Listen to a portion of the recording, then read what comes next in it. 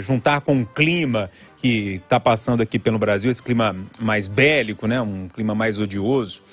Vou juntar alguns assuntos aqui para a gente debater. No Japão, um atentado a tiros matou o ex-primeiro-ministro Shinzo Abe, 67 anos.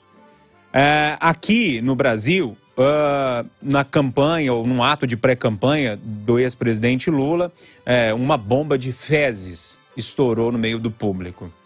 E aí ainda nessa miscelânea de pré-campanha, fundo partidário, né? Com os recursos do fundo partidário, a legenda PT, né? Tá bancando fretamento de jatinho, aluguel de carro de luxo, hospedagem em site em suíte presidencial, enfim.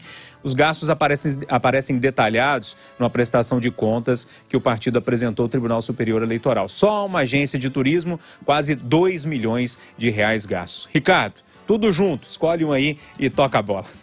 Na verdade, está tudo interligado, porque eleição é a mesma coisa complexa. O primeiro-ministro Shinzo Abe foi o primeiro-ministro mais longevo do Japão, um cara respeitado. O avô dele foi premier, o pai chanceler.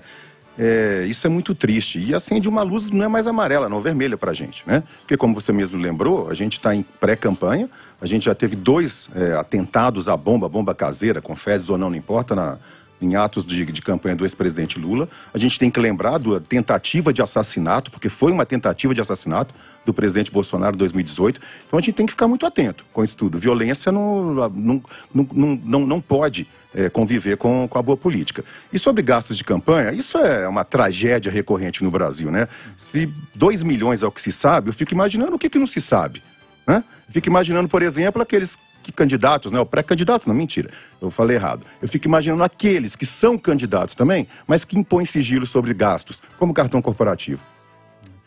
Mal Camargos, enfim, atentado no Japão, bomba aqui no Brasil, gastos dessa pré-campanha, gastos gigantescos. Como é que você está vendo essa história, hein? É o resultado da polarização que leva à agressividade, que leva à violência. Não pode ser assim, né, meus amigos? O caminho da democracia deve ser o diálogo e a livre decisão do eleitor. Nunca a arbitrariedade ou a violência. O assassinato, essas bombas e o que se gasta na estrutura de segurança dos candidatos é resultado disso. Quem paga o preço? Aquele eleitor que deveria fazer uma decisão livre e racional frente às urnas, acaba tendo que levar outros pontos em consideração.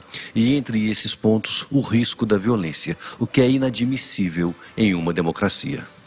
Ô Rita Mundim, essa questão no Japão, que, enfim, traz uma questão estranha para lá, um país muito seguro, né? Quase não tem arma lá no Japão, um país muito pacífico. Aqui, mais um atentado, eu acho que eu posso chamar assim, uma bomba estourando ali no meio de participantes de um ato de campanha. E os gastos, Rita, de pré-campanha também. O que me chama atenção, o que me chamou muito atenção foi o Japão.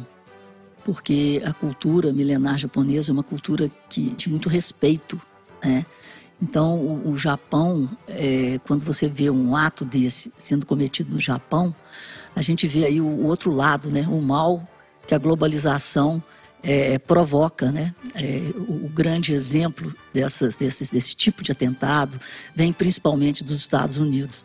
Mas, enfim, em relação às campanhas, a necessidade de segurança, então isso mostra essa consequência da polarização e da falta de respeito de um modo geral.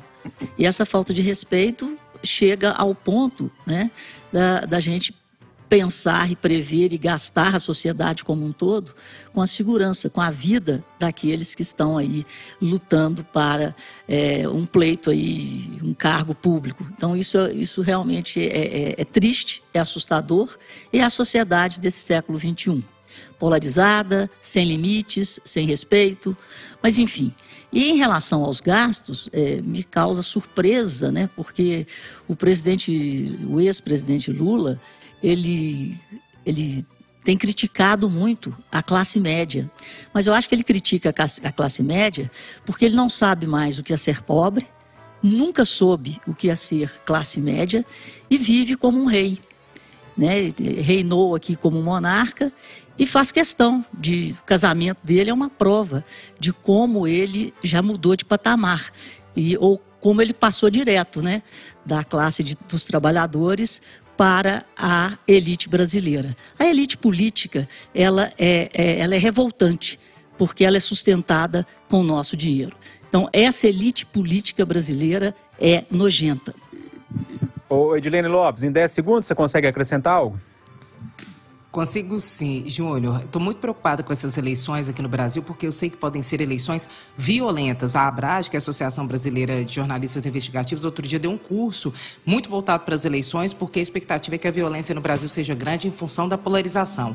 A gente tem que lembrar que o presidente Jair Bolsonaro foi alvo de um atentado em 2018. Essas bombas de cocô e xixi em cima de várias pessoas participando das manifestações políticas, os militantes. Então, eu vou te falar, sem querer contar vantagem, eu sou valente, assim. A Polícia Militar é testemunha aí de várias manifestações que eu cobri, que eu não fujo das manifestações, porque eu gosto de pegar ali o quente pelando, como diz o Renato Rios Neto. Mas dessa vez, eu vou te falar, a gente tem que tomar muito cuidado. O ex-presidente Lula e o presidente Jair Bolsonaro não estão livres de atentados nessas eleições, e quem for cobrir também tem que tomar muito cuidado. A polarização no mundo inteiro é grande, e no Brasil também ela é uma polarização grande que vai gerar violência nesse processo eleitoral. Pode anotar aí.